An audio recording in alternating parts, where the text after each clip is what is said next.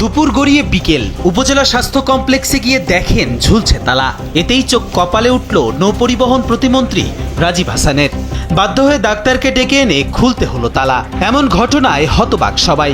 আকস্মিক পরিদর্শনে গিয়ে বরিশালের মেহেন্দিগঞ্জ স্বাস্থ্য কমপ্লেক্সে এমন ঘটনার সম্মুখীন হন এ প্রতিমন্ত্রী। প্রান্তিক মানুষের চিকিৎসা সেবা নিশ্চিতে উপজেলা স্বাস্থ্য কমপ্লেক্সের অবদান রাখার কথা থাকলেও সেখানে কোনো চিকিৎসার আলামত মেলেনি। হাজিরা খাতায় ডাক্তারদের নিয়মিত অনুপস্থিতি দেখে হতবাক প্রতিমন্ত্রী রাজীব হাসান।